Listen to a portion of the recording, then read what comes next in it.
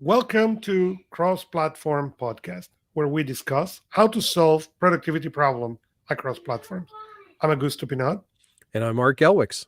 and today we are going to talk about digital decluttering for the new year. Ugh. Good luck. I don't know. Yeah, I don't know about you, but at the end of last year, I sat down and I started looking at my systems and I was looking at my note taking and I'm looking specifically at my task management because I knew that's something that had kind of gotten away from me a little bit. Mhm. Enough different things were going on. And I was wrapping up a bunch of projects and I had a bunch of new projects on the horizon for 2022, all kinds of new stuff going on. So it was the time to say, maybe I need to clear the cobwebs out. Maybe I need to do some house cleaning, get rid of stuff. And then I made the mistake of opening things up. I looked inside Todoist. I looked inside OneNote. I looked inside Notion. And I'm like, what the heck is this? What is all this mess that I've accumulated? I looked inside Pocket and Instapaper at all the articles and Feedly that have been sent. No wonder I feel overwhelmed at times because there is so much digital clutter. And it's funny because physical clutter is overwhelming.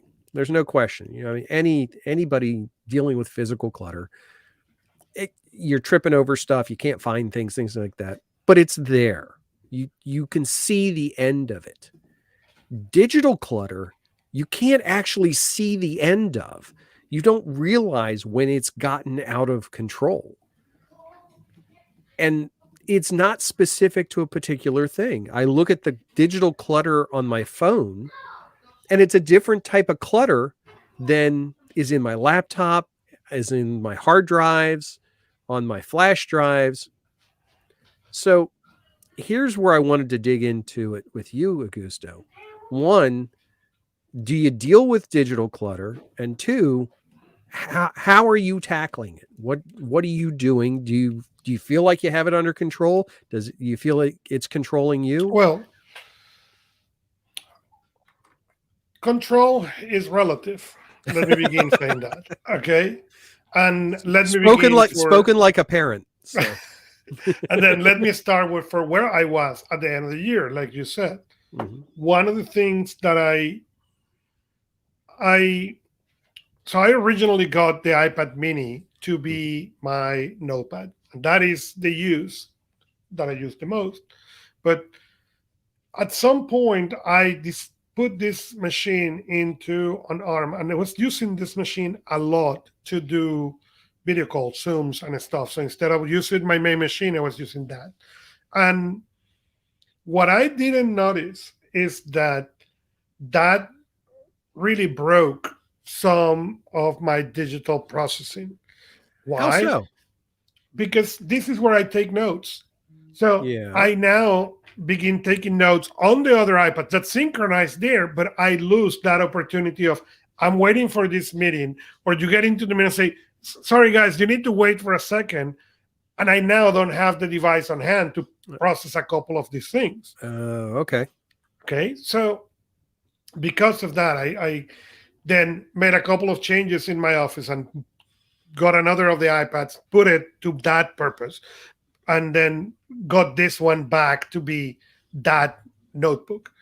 Um, so that has bring into habits that you broke, Mm-hmm. okay, and things that you used to do, automatically that now you haven't done because you didn't notice it, and you notice, as you said, the thing scrolling and the stress scrolling, but you didn't know what it was. Yeah. So it's been interesting, whatever has come from this week, into getting that done to be able to get back into that process, into capturing notes. One thing that I noticed is why I bring index card back to my desk. And that was the reason, because Mm-hmm. sometimes I just need to write something really quick, but I Yep. lost that device. And I do the best not to have Have a paper. stack of them. Right. Okay, here's an interesting question.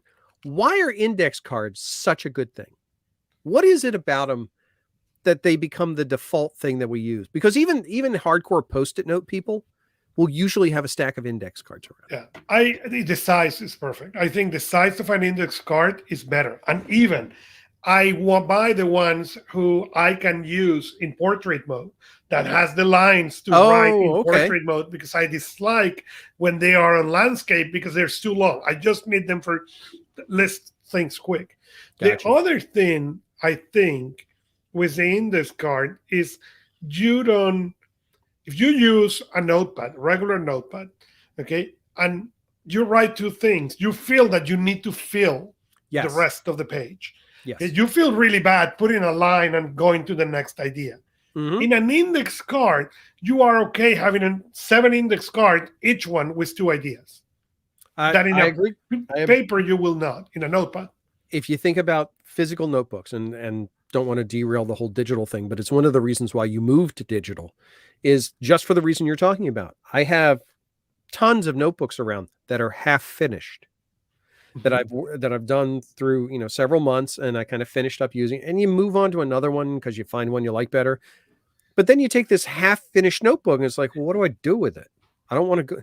I feel guilty because I didn't finish using it. There's space there to do something with. For some reason, we feel compelled that we have to do something with that space. And it really becomes difficult to give ourselves permission to say, yeah, I'm just going to get rid of this. I'm not going to keep this. And I actually went through a concerted effort. I got rid of a foot tall stack of notebooks by fire. They went into the fireplace. It wasn't pull them apart. I'm like, they're gone. And it was very cathartic, but it was also very traumatic because it's like, as soon as it can, wait, am I sure? Digital doesn't have that. Nope. And we know the finality of deleting something in digital, and it has no real weight to keep it. We can hold on to it. Why not? It doesn't hurt anything. It's not really causing a problem. So I'll just hold on to it. And you're holding on to everything. And I'm trying to go through and think about this whole digital decluttering exercise. And I was listening to some podcasts as of late, and they were talking about 3 real questions. What do you need? Why do you need it? And when are you going to use it again? And that is probably the only 3 questions I got out of this whole book that I was listening to. But it's a really valid question, especially the when am I going to use it again? And I'm using that as my exercise and my measure as I go back through my notes. I'm a prolific note taker because I just don't remember stuff. So I write everything down. But the question is, am I writing stuff down that's ever going to be valuable to me again? From a habit standpoint, the exercise, and I don't know if this is going to work or not, but this is what I'm doing, is I've created an archive notebook in all of my other notebooks and say, if I have this note and I'm looking at it, I'm like, yeah, I don't know if I need it or not. I can't consciously put it in the trash. That is the reason I love this product, or, even if you think on things like the Remarkable or the Supernote and those devices, because one, I feel wasteful when I do what you said, you write half the notebook, and it happened many years ago, but I think whenever the first pencil came, I end paper. But before that, I even have moved from things to 11-year disk things that I could add and remove paper. But it happened that I have many of them, okay? And then after I was done with the information, what I do, so I end up scanning that information and keeping the digital version. Yeah. And now I can have them all here, move the pages, and be good. So the power for me of that digital is great. The problem with the digital is that the digital require 2 things that most people don't do. One is time to purge. There you go. Second is time to organize. No, you don't need to delete anything. It's true. Space is cheap. But if that's your decision, say, you know what? I don't want to delete anything. That's good. I have MP3 songs, okay, from 20 years ago when I convert all my CDs in MP3s. Do I want to delete those? No. Do I Mhm. want to listen to those? No. Mhm. Okay. But I don't want to delete them either. So why are So you fine. keeping them? Okay. Because they don't keep space. They are in a folder that are called Okay. music. And I have pull once in a while, I wanted to show things to the kids and I can pull them Mhm. and make me happy. That said, do I that happened with that happened with books. Okay. Mhm. And I have this realization, when I was a kid, I dreamed, on those houses you see on the movies that has bookshelf of books and books and Mhm. books and books. And at some point, in early in our marriage, we were going to move, uh, and I had something like 12 boxes of books, and my wife looked at me like, and that was the moment around the Mhm. time that Amazon released the first Kindle. I was already reading ebooks, but I was Mhm. buying the ebook and the paper book. So was reading ebooks on the Palm Pilot. So you buy it on what was called, I think, was Peanut Press, and then Oh yeah. Barnes and Noble bought them later. Mhm. So, but anyways, I was buying both, and that was the moment that I say, okay, if I continue collecting books, this is going to be an issue in a marriage, and it's not worth it. Because if I want to read a book again, I can find it, I can get it in a library, or I can buy it again. So I got rid of most of my paper books, and there is still more to get rid. But I now have a couple of boxes, no more. But digital ebooks, that's a different story. And Yeah. I discovered that if I don't go into that folder regularly to clean and to organize, then that turned into an awful black hole that I have no clue which books I are. And I'm going to chase that thought with you a bit because it ties into something a little deeper that I've been trying to deal with. And it goes back to the why. You think about your books, you think about your ebooks, you think about your notes and things like that. Who's going to interact with them? Well, there's you. That's for the most part, it's you because all this stuff is behind passwords and access codes and things like that. So you're the only one dealing with it. Physical stuff gets when you're not around, the physical stuff has to be dealt with by somebody else. But the digital stuff, for the most part, is you and you alone. I mean, we could talk about organizing digital clutter for teams and things like that. That's a whole different discussion. Yeah. But we think about our personal digital clutter, it is just that. It's personal. It's not going to have any life beyond us. There's no life. Your MP3 library, honestly, when you go, it goes. So, I look at notes and I look at things that I keep and documents I keep and multiple copies of them. Like, why? I'm the only one who can Well, get to them. but you bring a point that is part of the digital. And I hear people say, well, I know where the things are on my digital file. Who else know? Right. You know, Absolutely. That if, is the as you key. said, if I pass, okay, and my wife will get the document with the passwords, great. And now she will need to come into my machine and she will log in into my machine. Can she make any sense Oh, of my storage? I dread somebody having to do that with my stuff. And Well, it's not that it's but not that is where organized, the organizing comes in. but it's organized. But it's my organized. It's Well, not you their need, organized. well, and I'm going to bring the corporate into this discussion. Mm-hmm. That's when you create that document. And I have it. Right. Okay. I have a document that explains, okay, where are all the things for the company, all the things for the clients, all the things for the personal documents. Okay. The document is not for me. Mm-hmm. The document is if somebody needs to, okay, in the case that I'm not here or I'm not able to, okay, they can open that document and understand my brain, okay, and where are the things and how they are organized. Yep. They may disagree of my organization. I'm 100% sure of that, Mm-hmm. but at least we'll give them a roadmap of where to find the stuff. Where are even think about this. You have a wife, okay? Mm-hmm. If you ask your wife right now, can you tell me which email addresses do I have? Your wife may know one if you are Yeah. lucky two. That's it. Yeah. Okay. And most likely she continue emailing to the one that you told her, please don't email me more to this one. This is an old thing I created 20 Yeah. years ago that I just used for junk. Mhm. And you. And you. It's you're absolutely right. I mean, this whole situation that we're talking about here, beyond just the sense of overwhelm that this creates, actually makes us far less productive. It allows us to deliver a much lower quality of work and have a lower standard of life because we stress over, can I find this? Is this in the right spot? And it's consistency too. If I have to spend my time hunting something down, something that I don't interact with particularly often, it introduces stress. It raises problems. It raises concerns. Now I worry about, do I actually have that thing? Is that thing where it's supposed to be? Can I access it? Do I have it when I need it?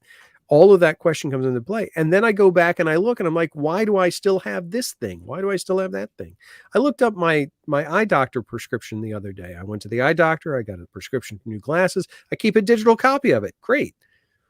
I did it. I couldn't remember exactly what folder I put it in because I'd been moving stuff around. So I did a search for it. I found prescriptions going back to 2009. Okay. There's no reason why those should be kept. None whatsoever. But because there was no weight tied to them, I could just leave them there. What do I care? It's not going to hurt anything. It happened the same thing that that happened on my MP3 collection. Yeah, I might need it. Somebody might want to know what my astigmatism was in 2010. It's a silly mindset that we get into. And it ties into not only, I mean, we're talking about digital assets here, but I think the harder one is our task management, because so many of our tasks actually float and carry forward, and we get these long running tasks, or the someday maybe items are probably the worst ones.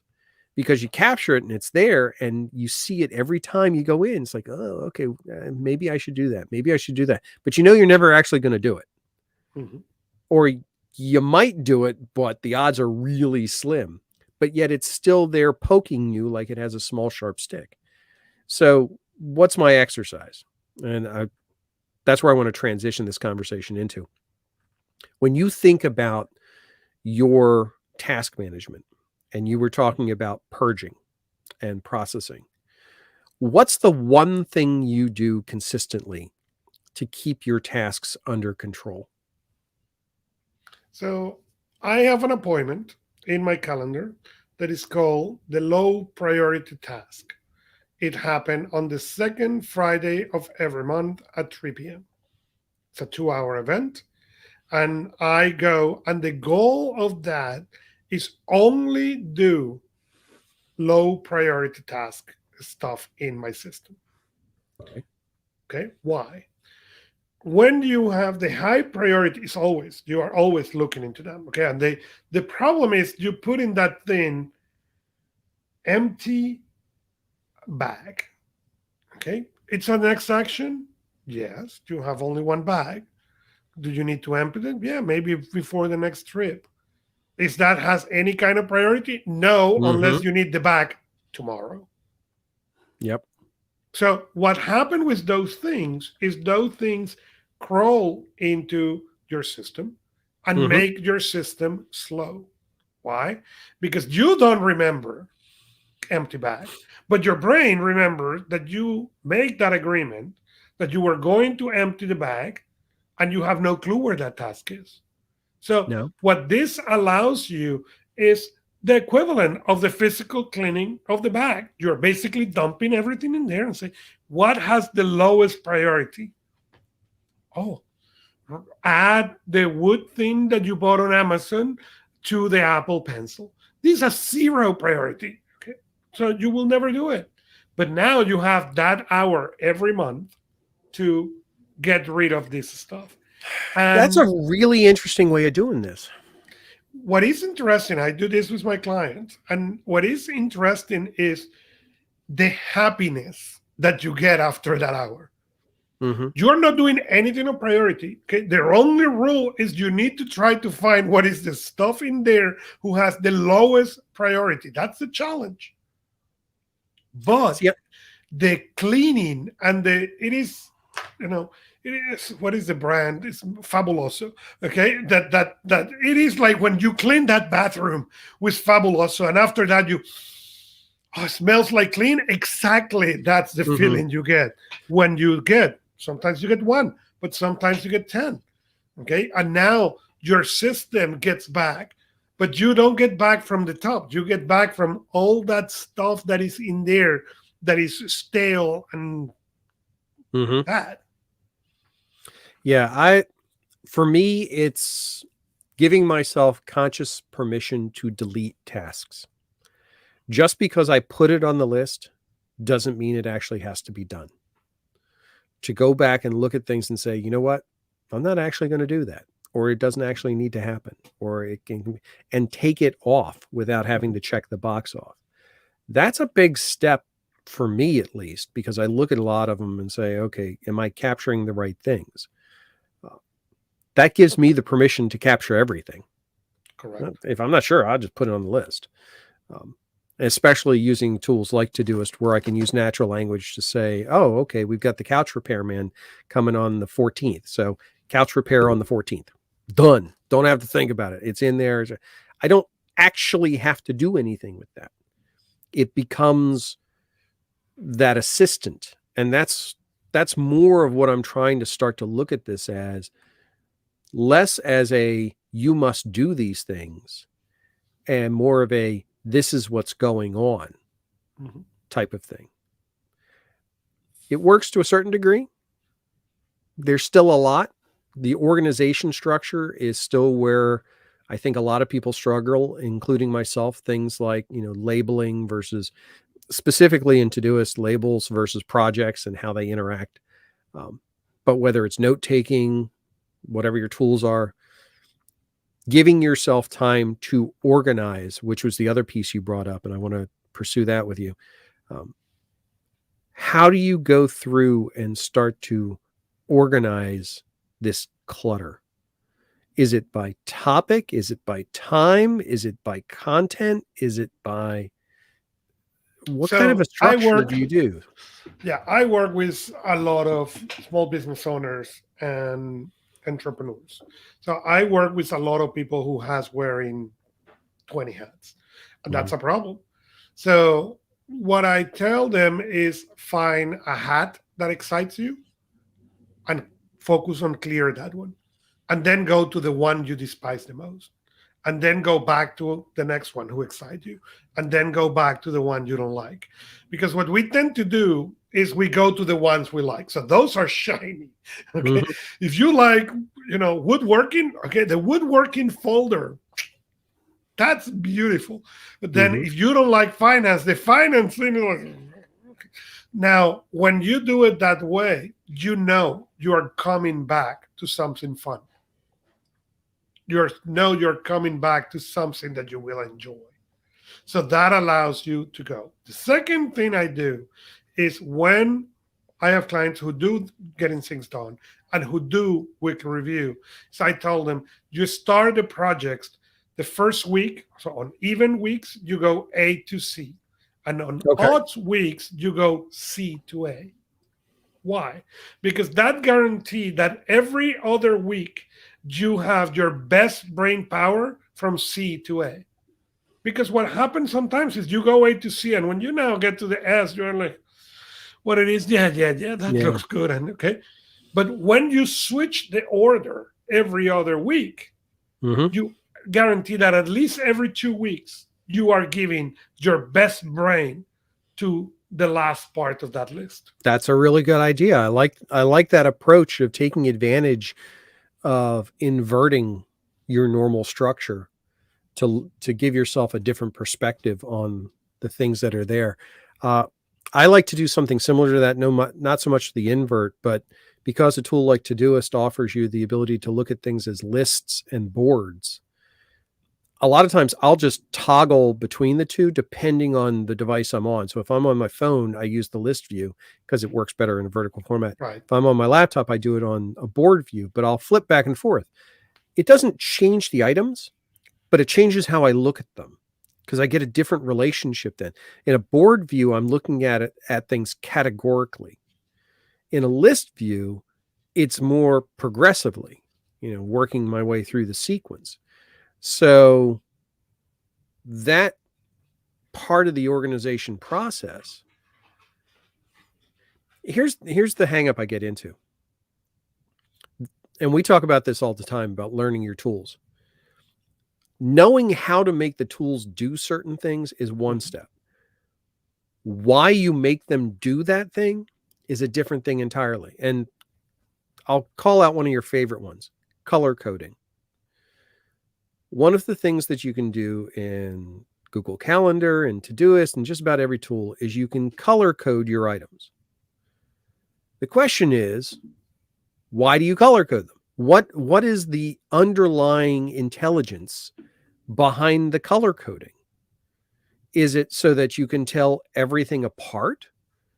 Or is it another method of categorization? How do you, because I know you're all about color coding. How do you apply it? So the color codes for me work everywhere. So if our family is brown, okay, and that implies things that will include at least 3 of the 4 of us, okay, and that means that's brown everywhere. Calendar, Todoist, if we use something else, everything is brown. My kids has each one a color, and my business has colors too. And those colors replicate everywhere. So if you're talking about Todoist, I use those colors, and it drives me crazy when we go to certain applications and I cannot use those colors. I live in mainly 2 applications, Nozbe Teams, who allows me to do the colors as well as Todoist. When I teach OmniFocus, I go to the same thing. I go to use the colors and to be able to match the colors. Why? Because your brain learns what they are. The brain learns, I can open my calendar in here, and just by the colors, I know, what is coming and what is not coming. Same thing with the list. If I look at the list and I see 5 things and there are 2 browns and 3 green, Mm-hmm. I know exactly where they belong before I even read it. So that really helped me. So you're using color coding as a definition of type of item, not so much around like priority or anything like that. No. Do you use priority? I use priorities in Todoist. I use priority 1 as things need to do. Priority 4 is someday maybe, and 2 and 3 I really make not much difference. Okay, so we've talked about a whole bunch of different definitions. How do you keep track of them? Do you actually have a note somewhere that says this color is this thing? And okay, so you create for yourself. Yeah. There is on Apple Notes. I actually have more than one note. Okay, so I'm going to read you the titles of this. Sorry, I need to find them because I don't know the titles top of my mind. I have no clue what is the title. I have what I call reference for priorities in Todoist. Okay, and it explains how I use and what they mean. Okay. Reference for colors. Okay, and then explain what are each color and what they mean. Okay, and I even have a context slash tags reference card. What are the context and tags that I use? Why? Because I want to replicate them as much as possible. If I create one tag that is called cross-platform, I don't want to create later another one that is called CP or one that is cross-plat.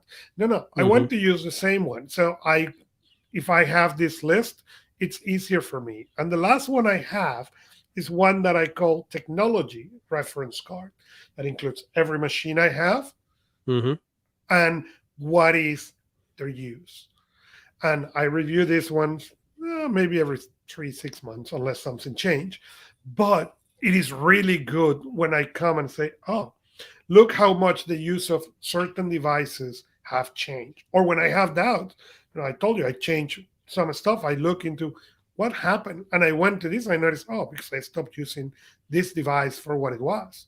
So Mm-hmm. I went in to look. Okay, I need to get this device back to be a notebook. So if I remove it from here, what I'm using this device for, and that's what allowed me to look. Okay, I'm going to repurpose this device to be here, and then I got a keyboard. Okay, so if I need to Mm-hmm. use that iPad, I have a Bluetooth keyboard that I can use and have no issues. That reference card, the technology reference card, has helped me to save money because I look at the problem, and my solution before this card was to buy another hardware. Okay, Mm. guilty of charge. Now I look and say, hold on, do I really need to buy the hardware? And if I need to, I buy it. Mm-hmm. But if I don't, then what it is, I love my AirPods, and that's not a secret. Okay, I have shared the wonders of their because I'm using it. Okay, but I was looking. I have a device. Okay, that we Mm-hmm. will come to our tips thing. Okay, that is called the AirFly. It's done by a company called 12,000. And why I bought the device is because I can plug in that thing on any 3.5 connector, and Mm-hmm. now I can connect it to my AirPods. Oh, nice. That's So a nice that thing. means if I use the microphone, I have the microphone today. The microphone exit, instead of being connected to something and then no, it's connected there. So the microphone is dead because that's just Mm-hmm. headphones, but I can hear here, and I don't need to change headphones. So I have moved to those things. But the only reason I see those problems is that technology card described how I use the iPods, why I use this ones, what I don't use. So when I want to Okay. acquire new technology, I don't need to think again. The results of the previous thought were in there. And because I don't delete the old one, I can even go back 2 or 3 back and say, oh, look how the use of this machine has changed. That's really useful, Augusto. I like that thought process because I'm just playing with it in my head, and I think one of the things that I'm going to do is do a similar type of technology definition, or a reference note Yeah, it's a reference card. index. But I want to take it to the level of defining. If we go color coding, I want to define the standard colors across all the items in my platform. Yes. So I want the same color to apply to if it's a calendar item, if it's a task item, if it's a note, Mhm. to give me that contextual reference, because then I don't have to think about that much. I don't have to think about what is a green note here versus a green task versus a green calendar entry. They should have all the same connect. Right. And for example, in my case, I Yeah. get my kids are smaller than yours, but if I see a blue, I know that's my Yeah. son. I don't need to, if something blue pop in there, I don't need to, I'm in the Yeah. middle of a call. I don't need to be concerned. That's fine. That's blue. That's my son, and it's good. That's interesting. That's a really The wife is red. It is. It is. Seriously, it is. yeah. Well, that we go back to priority. Exactly. But and this is where I think with the digital decluttering, just to bring this fully all the way around, taking that time to figure out that structure and then giving yourself permission to work everything through that structure and get rid of anything that doesn't fit is absolutely worth it. It's a big exercise, though. I don't. It is a big exercise, and I did not do this And in an afternoon. it's a Okay. continuous exercise too. That's the Correct. thing. I hear so many pundits will say, do this on a weekly basis and you'll be good. No, this is an ongoing thing. You have to not violate your own rule set every minute of every day, because otherwise you just create a backlog of work. Correct. And then you don't want to do it, and then you wind up in the same space you were before. So But one of the beautiful things it provides is I don't need to have the next time I want to review. mm-hmm. Okay, I don't spend as much No, that's because true. if I open my cart right now, okay, and I have it, and for example, when I had the iPad Pro, the initial iPad Pro I had, Okay, this is what I use the iPad Pro with the um, the smart keyboard. This is what I have when I use this iPad Pro with the bridge. Okay, I have the Hmm. bridge keyboard, and they were used for different things, but I didn't need to come back and think. So when I upgrade the iPad, okay, I said, okay, do I need the keyboard? I said, I don't know. Do I need two keyboards? I don't know. Hmm. I bought one and put the note. Okay, it's in starts. I will evaluate if this will work as a backup writing machine before I get the bridge keyboard. Mm. Okay. I Okay. can now go and modify that and say, based on my use on the Magic Keyboard, I do not need to ever get the bridge keyboard for the current machine. But the thought, instead of me trying to come back and say, okay, why I haven't buy the bridge? Oh well, I used to really like that thing, and now I just spend all this time trying to remember and trying to see where I give myself that breadcrumb. I got the breadcrumb in a second. Interesting. This is something. This is a topic I think we're going to have to revisit a couple more times, because there's a lot more to unpack with this, especially as I start going through my own exercise of trying to unravel this mess. I'm curious. I think next time we visit this topic, we should talk about what do you do when you have multiple systems going? Like, what do you do when you have things in Todoist and Notion and OneNote and Google Drive and OneDrive? How do you handle duplication? How do you handle that structure? How do you make that decision as to what should go where? It's a whole different conversation. And we will let the deep for the Hmm. discussion there. But the answer to that is, which is the master? And the Yeah. mistake I see people do is they want all to be the master, and the answer is no. The answer is you pick one, that is the master, and everything else follow this lead. Hmm. Yeah, it's definitely a conversation worth digging into. If I think about something tool specific like Notion offers a capability called synced blocks, Mhm. where I can create a master record and then create duplicate records of that are synchronized to it. So if I change in one, all the others change. So there's uniformity. So I can put it in different places. I can create this globalized structure and only have to update in one spot. It's working less, pure and simple.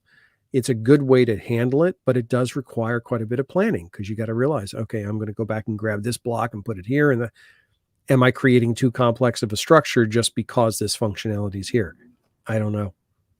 It's something that we'll have to think about and dig into more next time we talk about this. So, And next time we will do, but for now, we have get to the end of the digital decluttering, and I hope we got the people who are listening at least some good things. So follow us where you like to listen to podcasts, like us or subscribe to us, and leave us a review. You can also interact with us at personalproductivity.club, and we have a channel for cross-platform. We are Augusto Pinaud on Art Gelwicks. See you next time from their favorite device.